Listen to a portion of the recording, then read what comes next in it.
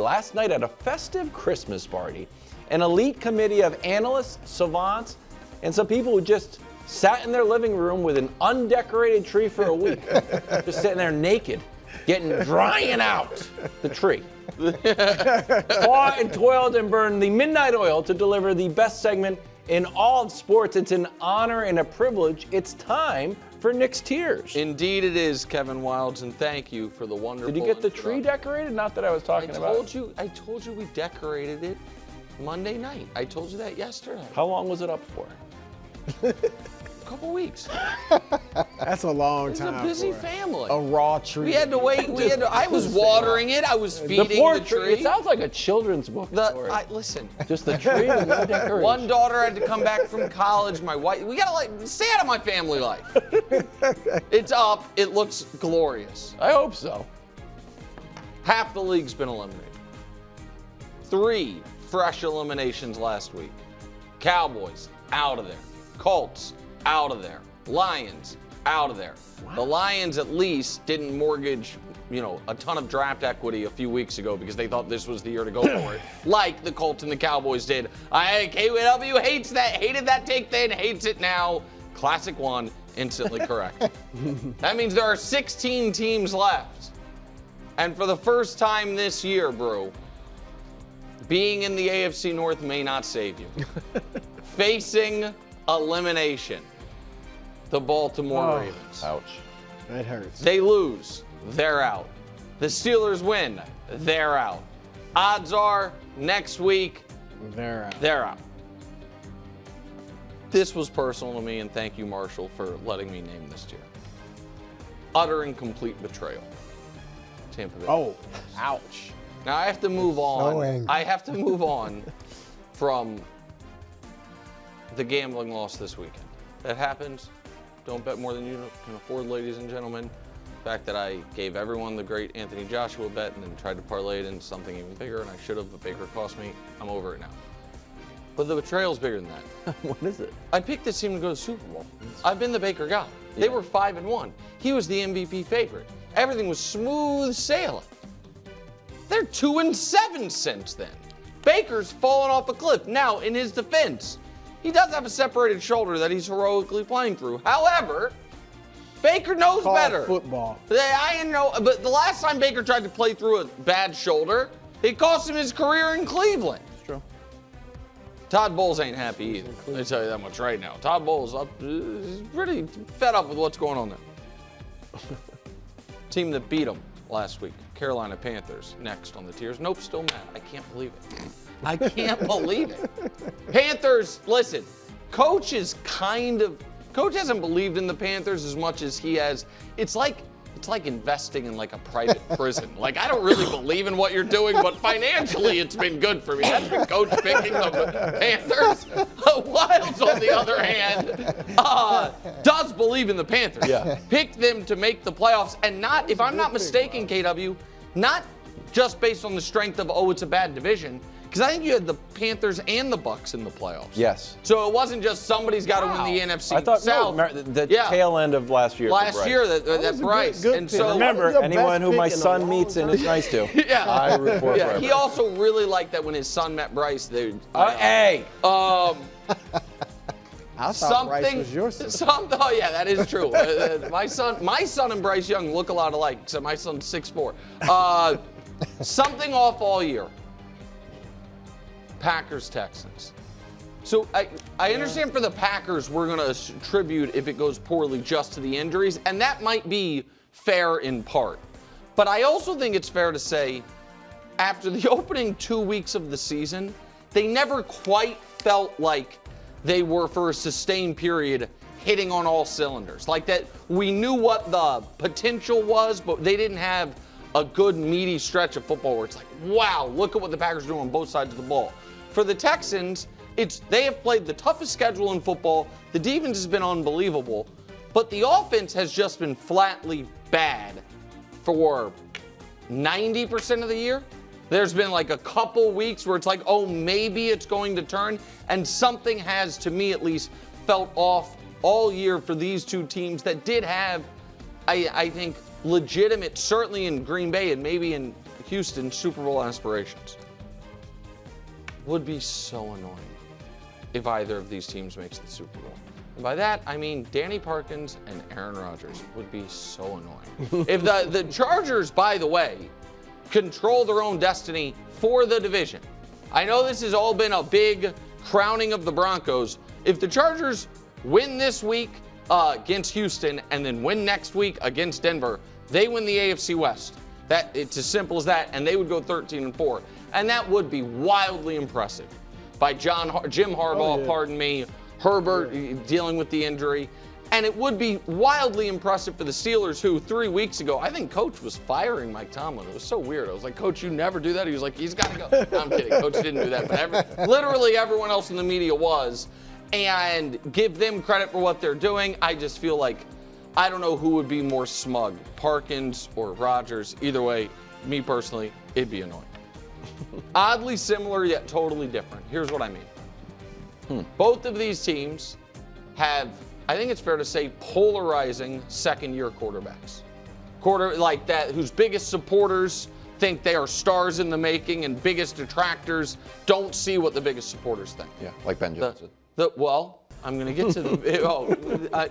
both have incredibly confident head coaches that kind of wear their confidence on their sleeve, so to speak. Both of them have been just the devil for the old win probability chart this year of how many the teams they are the kings of in each conference. 98% being 0% for the other team at various points of fourth quarters. Yet totally different, because one team might have the most reliable defense in football and the other team's biggest weakness appears to be its defense. One team's its biggest splash plays come through the air. The other team has had sparingly few splash plays through the air. Oddly similar, yet totally different. Both really good teams, both still alive for the 1 seed. The rest of the NFC has to be quietly saying to themselves, them again? Really? The Eagles, offense, more 3-and-outs than any team in a decade. The Niners have lost their quarterback for 2 months, lost Fred Warner and Nicky Bosa. Yet, the Eagles have locked up their division and are going to be the 2 or the 3 seed. The Niners, they win the next 2 weeks, they're the 1 seed. Everyone else these two teams have been to, 4 of the last 6 Super Bowls already. And it felt at various times like for both of these teams, this is a down year for them. Maybe not. For the rest of the NFC, got to be super frustrating. So this weekend, we do have Ravens-Packers, which in a weird way would be first things first bowl 5. It would just be Brew versus Brew, versus himself. Which would make, if we got this game in the playoffs, it would be first things first bowl 6, Jags-Patriots. Wow. Which would be... that'd be big. First things first bowl 6, the quest for the Trumpeters. That'd be amazing. By the way, this, while almost assuredly could not be a round 1 game, because both teams should win their divisions. The Patriots either could maybe fall back, but we think both are going to win their divisions. It certainly could be a very spicy round 2 game that right now we don't know where that game would be. In snowy Foxborough or in sunny Jacksonville. And so... We're good either way. You can say that. These are 2 excellent teams. And anybody at this point, I think, denying that either of these teams is excellent, or honestly, either of these quarterbacks, both of whom I would imagine are going to finish top 7 in MVP voting this year, are franchise quarterbacks you can stake your claim to. I don't know what you're talking about. Top 7. Top 7. Check a ton of boxes. Have they been banging on the door? Yes. Do they have one of the best players in the league playing quarterback? Yes. Do they have a future Hall of Famer quarterback? Yes.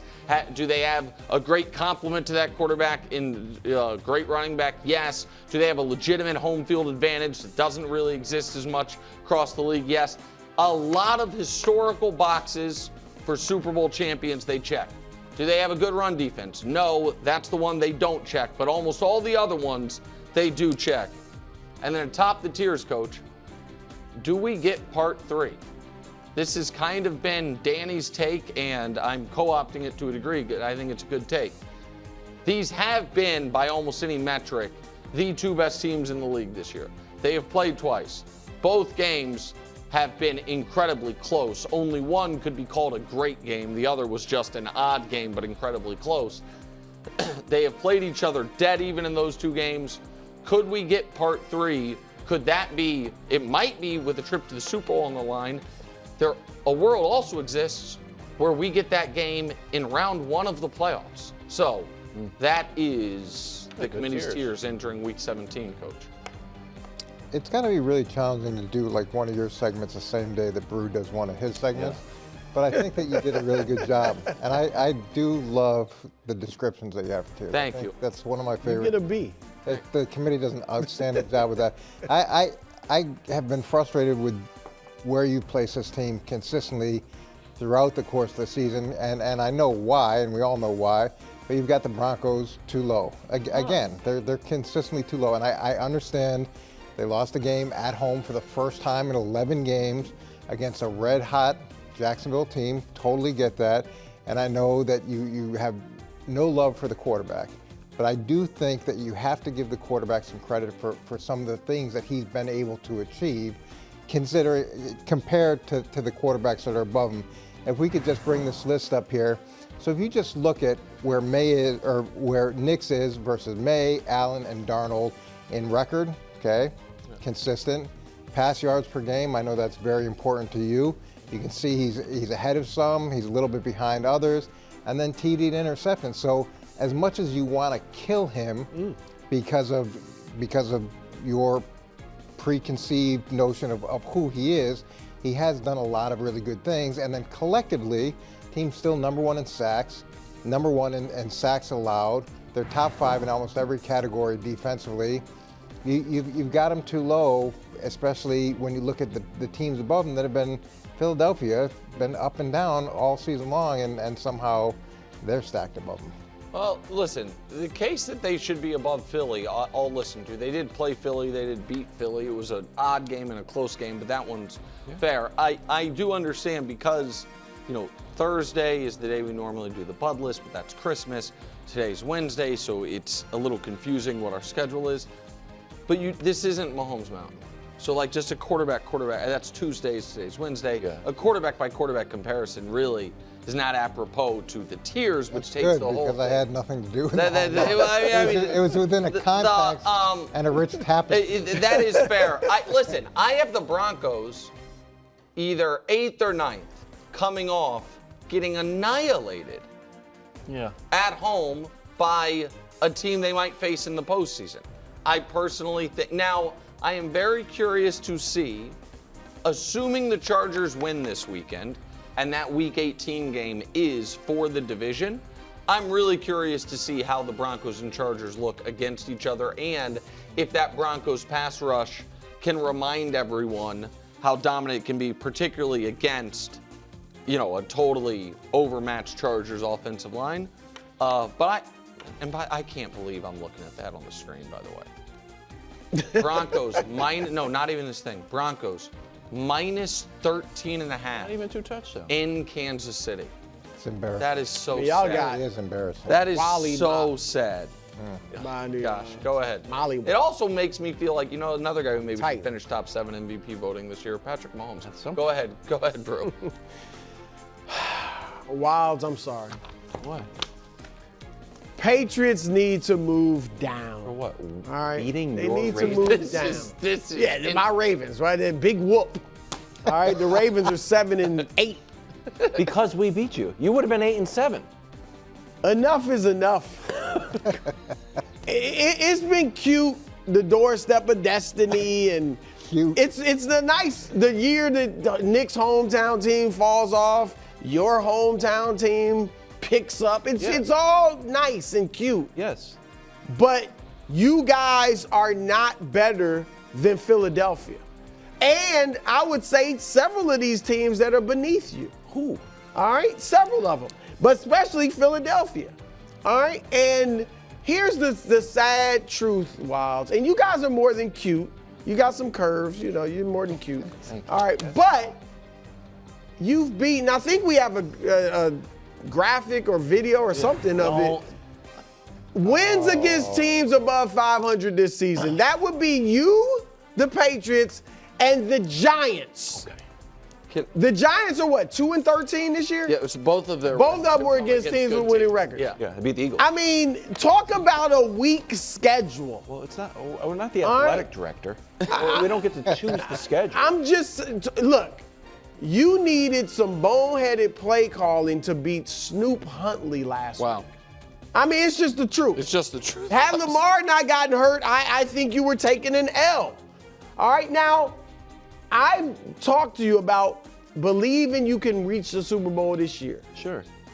I'm gassing you up to try to get you to go there, but I don't really think that they're good enough. Well, there's a big three. And that's what I'm talking about. Drop them down a few notches. Go ahead. Particularly below the Eagles. Well, I'm not going to talk about Super Bowl, just like Stefan and Drake May aren't going to talk That's about. not. You're not on the team. Why do they call us the Big Three then? The big three was Drake May, Stephon Diggs, and you. I've heard it. It's out there. It's out there. People are saying it. Okay. So can I?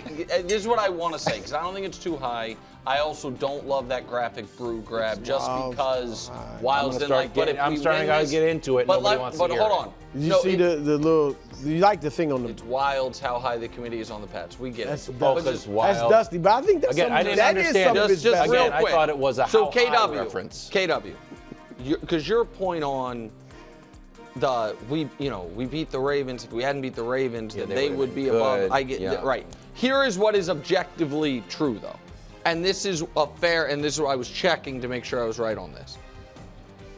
We are 16 weeks into the year. Mm-hmm. The Patriots' strength of schedule, not strength of victory, strength of schedule this season is 32. You guys have played the easiest schedule in the NFL. That is not the only data point that matters. It's just one fair data point when comparing them to other teams. So I do think that's Just legit. objective That's just stuff. that part. So that's not the 500 Don't get mad games at or me. whatever. This that was part's out. fair. We did a schedule release show. Yeah. And I said, you know what? It was San Francisco has the easiest schedule. The Patriots have the second easiest schedule. Yeah. Everybody want to get on board the Patriots. And I are gonna did. Remember? Maybe the number one seed. No, And I'm hold fine on. with Wait that. a second. That's a I'm lie. just saying. Wait a second, bro. We can't let him get away with that. That's a lie.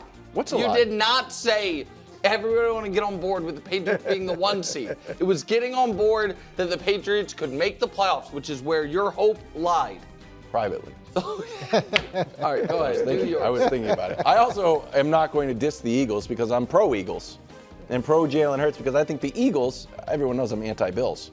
The Eagles are better than the Bills. You think the Eagles are better than the Patriots? Yes. They're 1-1, so maybe the Eagles are Bills just beat the better than the Bills too. So Jalen Hurts, we talk a lot about his season. I'm going to introduce a little bit of gymnastics scoring, but I'm keeping the top score. No, you can't do that. Gymnastics scoring with a twist. I'm just getting rid of the worst game. Okay. The aberration Getting rid of the Russian game judge. of the Chargers game. Yeah. 32 touchdowns, 5 turnovers. Take away the 5 extra turnovers he had against the Chargers. 2-on-1 play, that doesn't seem fair. That seems absurd. So maybe his struggles, although the third down stuff is 3 and out obviously stuff, yeah. 3 and out percentage is absurd. 32 touchdowns, pretty good. And again, I'm a broken record here, but I'm also totally correct. The Bills' defense and their rushing defense is going to be the Achilles heel that ends up booting them out of the playoffs. You can be okay, you can be mediocre, you can even be pretty bad. You just can't be really bad. And Bob Sanders aside, only the 06 Colts or the bottom 3 rush defense to make the Super Bowl. Finally. And people think this is good. Not me. Because I'm big on this in the NBA too, point difference. I'm a big point differential guy. Okay, so 4 kind of categories you can be in for your season results. The worst, okay? Always losing. That's the worst. Second worst, losing leads. Hey, we had the lead, but we lost it. Third worst, losing and coming back. Best, always winning. I don't like this percentage time trailing graphic at all. Bryce has been trailing all the time. He pulls a rabbit out of the hat. Bills trail a lot. They're a great second half team. Just hear me out. Be a great first half team too. Chargers and the Bears are fools. So can I push back just on this? yeah, go. So like the reason that I think this graphic is not as influential as you would believe, you know what game really helped the Eagles in this graphic? The Cowboys game. It was one of their worst games of the year. Game where they got up 21-0 and never trailed until the end when they lost. And so, like, the Bills have not had, you're right, they've been a great second half, not a great first half team, but in comparison to Philly, which has had multiple games this year where they've been a great first half team and then collapsed in the second half, either to just hang on for a win or ultimately lose. That's where I More disagree. anti-Bills than pro-Philly. No, listen, I'm glad Ravens game. Oh, listen, we did it. The Bengals game. Patriots game. I don't even want to argue with you because you said the thing. There was a very brief time, a couple weeks ago, when you were very mad at everyone around here because we were like, yeah, Wiles doesn't believe in the Bills. You're like, I never said that. Well, you guys are trying to make no, it like I said the they Bills were were the horrible. Titans and all this stuff. And you just. I don't believe in the Bills, no. There we go. That's. I just wanted you. No, you said I said they stunk. Well, you did. You did. You I said didn't the mean it. Bills. You used the word yeah, stink. I didn't mean it. You said stink. No, I use a lot. You I'm said all the over the Bills I'm all over the stink. map, though. I just don't believe in the rushing defense, and I don't think being down all the time is great. Right. I think they're And you running think Josh Allen might go Clark Kent instead of Superman and they lose. all the time. Thanks for watching. Subscribe here to get more from the show and to check out clips from other shows on FS1.